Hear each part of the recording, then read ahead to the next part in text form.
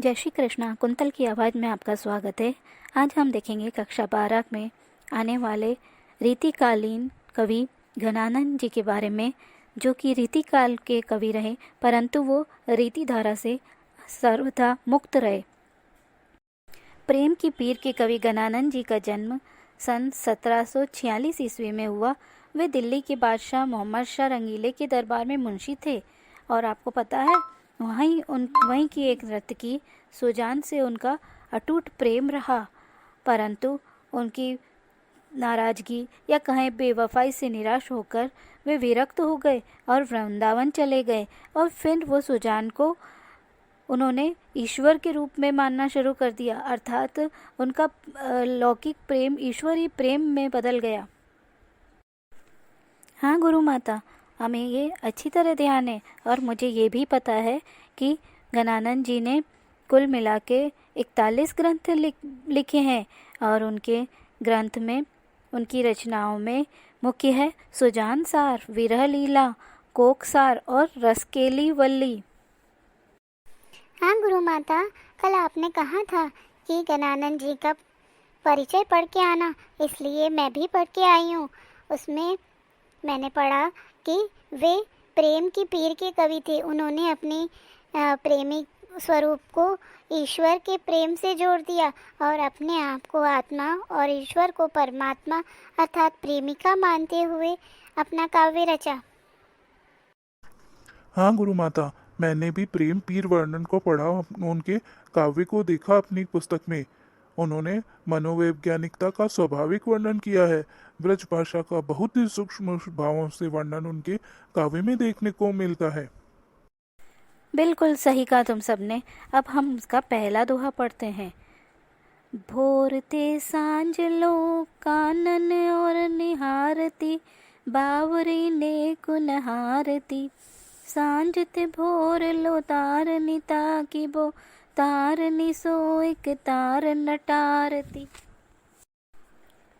जो कहु भाव तो दीठी परे गन आनंद, आ सुनियो सरगारती, मोहन सोहन जोहन की लगिए, हरहे आखिन के और आरती।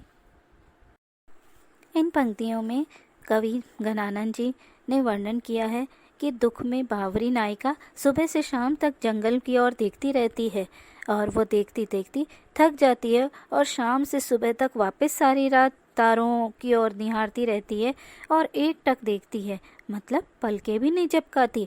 तारों की ओर अपनी पुतलियों को बिल्कुल बिना हटाए वह बस यही ताकती रहती है कि उसके प्रिय कहीं न कहीं से दिख जाए। और इसी उधेड़बुन में, इसी प्रक्रिया में उसके आंसू उमड़ पड़ते हैं और उसको लगता है कहीं प्रिय के दर्शन वो खो न दे। आंसुओं से भरी आंखों से वो कैसे दर्शन करेगी। और इस प्रकार वो अपने मन को मोहित करने वाले प्रिय कृष्ण को सामने देखने अर्थात साक्षात दर्शन करने की लालसा में आँखों को के हृदय में सदैव लगी रहती है, अर्थात आँखों को सदैव एक टक लगाए रखती है। हाँ गुरु माता, हमें बहुत ही अच्छी तरह ये पद समझ में आ गया। गुरु माता, अगला पद मैं पढ़ती हूँ।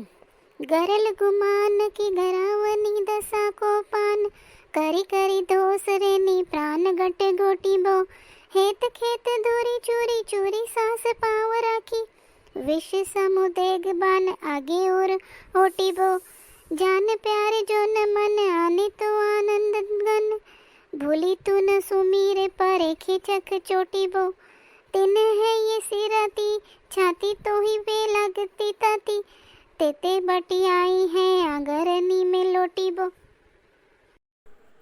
बहुत खूब। अब इन पंक्तियों का अर्थ मैं बताती हूँ। इसमें कवि ने प्रेम के मार्ग की व्याकुलता और प्रेम के मार्ग की कठिनाई का वर्णन किया है। वो कहते हैं कि प्रेम में घमंड को छोड़कर व्याकुलता को सहन करना ही पड़ता है। प्रेमी चाहे ध्यान दे न दे, परंतु उसके नेत्रों की चोट को भूलकर प्रेमी हृदय को शांत रखना होता है और विरह का ताप तो सहना ही पड़ता है और अंगारों पर लेटना ही पड़ता है।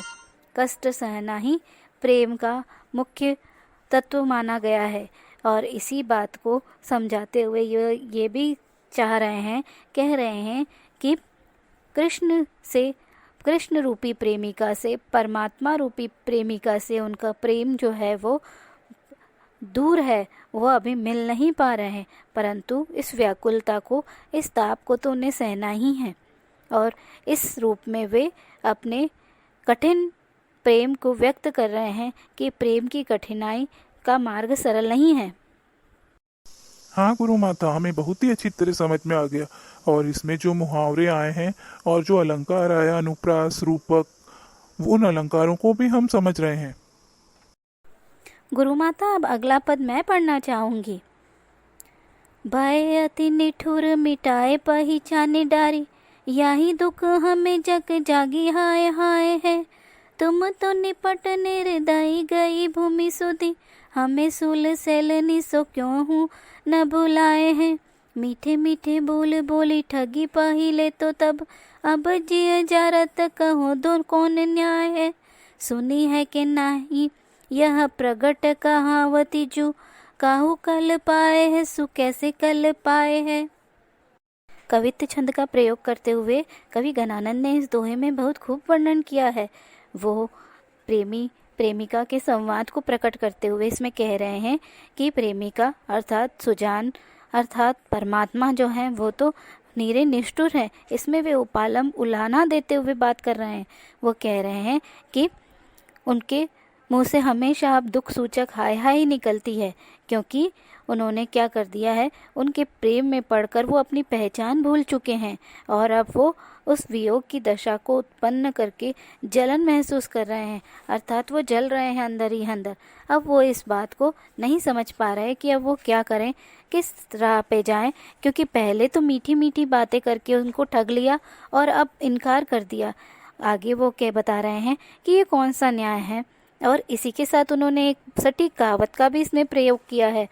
वो ये कह रहे हैं कि किसी को दुख देकर, कल्पाकर दुख देकर कोई स्वयं भी कैसे चैन से रह सकता है, शांति पा सकता है।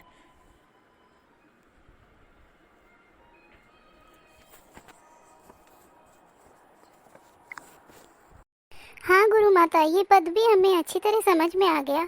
इसमें यमक, अनुप्रास, रूपक और प्रयोक्ति अलंकार का प्रयोग हुआ है ना। हाँ बिल्कुल सही कहा तुमने। अब अंतिम पद जो है इसका, वो सबसे अच्छा अनूठा पद है। उसको ध्यान से सुनना, उसको समझना। अति सुदोषने को मार्ग है, जहाँ ने को सयापन बाक नहीं। तहाँ साच चले तजियापन को, जिजके कपटी से निसास नहीं। घन आनंद प्यारे सुजान सुनो, यहाँ एक ते दूसर आक नहीं। तुम कौन सी पाठी पढ़े हो कहो, मन ले हु पे देहु छटाक नहीं। सुना आपने इस पद्यांश को? बहुत गहरा अर्थ छिपा हुआ है इसमें। कवि गणानंद जी कहते हैं कि स्नेह का मार्ग, प्रेम का मार्ग बिल्कुल सीधा साधा है। उसमें बिल्कुल भी टेढ़ापन, सयानापन, होशियारी नहीं चलती है। तहाँ साच चले तजियापन पो, मतलब जहाँ पे तुम सच्चे मार्ग की, सच्चे व्यक्ति बनकर अगर चलोगे, झिझकोगे नहीं, कपट नहीं करोगे, तो कोई दिक्कत नहीं आएगी, वरना तुम्हारी सांस भी रुक सकती है। आगे गणानंद जी कहते हैं कि यहाँ एक से दूसरा आंख नहीं, मतलब एक और दूसरे में कोई फर्क नहीं रह जाता। आत्मा परमात्मा एक हो जाते हैं। प्रेम का ये अनन्य रूप, उत्कृष्ट रूप बताया है। और अगर तुम आगे वे अपने प्रेमी से पूछते हुए कह रहे हैं कि तुम कौन सी पार्टी पढ़े हो लला, कि तुमने कौन सी पार्टी पढ़ी है। मैंने तो ये सुना है कि हमेशा पढ़ाई में, व्यापार की पढ़ाई में यही बताया जाता है कि जितना लेते हैं उतना ही देना होता है, या उसके बदले में कुछ और देना होता है। तुमने तो मेरा मन ले लिया, परंतु तुमने तो मुझे छटांग भर भी नहीं दिया। इसमें दो बातें नहीं थे। मन का मतलब हमारा हृदय, हमारा दिल, और दूसरा शब्दों में कहा जाए तो मन यहाँ एक मात्रक के रूप में आता है, और छटाक भी मतलब दो अर्थों में है। एक तो कुछ रूप में, और दूसरा है एक छोटा मात्रक होता है छटाक, उसके लिए। हाँ गुरु माता, और इसमें सवैया छंद का बहुत ही सुंदर प्रयोग देखने को मिला है। ब्रज भाषा में जो प्रेम भाव का वर्णन, माधुर्य गुण इसमें देखने को मिला है। इससे तो हम चित्रमय रूप में समझ गए और हमें बहुत ही स्पष्ट समझ में आ गया। धन्यवाद गुरु माता। चलो, इसको मैंने आपको अच्छी तरह समझा दिया। अब सभी दोहों की सप्रसंग व्याख्या आपको अपनी उत्तर पुस्तिका में लिखनी है। समझ गए ना आप?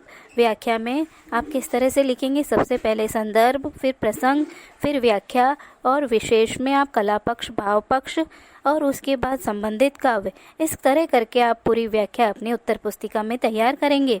और साथ ही प्रश्न उत्तर में जो प्रश्न उत्तर आपको सही सटीक लगते हैं उनको अपनी उत्तर पुस्तिका में करेंगे, और जो आपसे याद हो सकते हैं उन्हें याद भी करेंगे। कुंतल की आवाज़ में आपने आज कक्षा 12 के गणानंद जी के कुछ पदों की व्याख्या देखी। आपको वो अच्छी तरह समझ में आ गई होंगी। अब इसके प्रश्न उत्तर और अन्य तरीके से कार्य करके आप इसे अच्छी तरह समझ सकते हैं। आशा है आप सभी घर में ही होंगे बच्चों, और स्वस्थ होंगे, और अपने घर में सबके सहयोग से और प्रेम से प्रसन्नतापूर्वक अपने शिक्षण कार्य को संपन्न कर रहे हैं। धन्यवाद। आपका दिन शुभ हो। जय हिंद, जय भारत।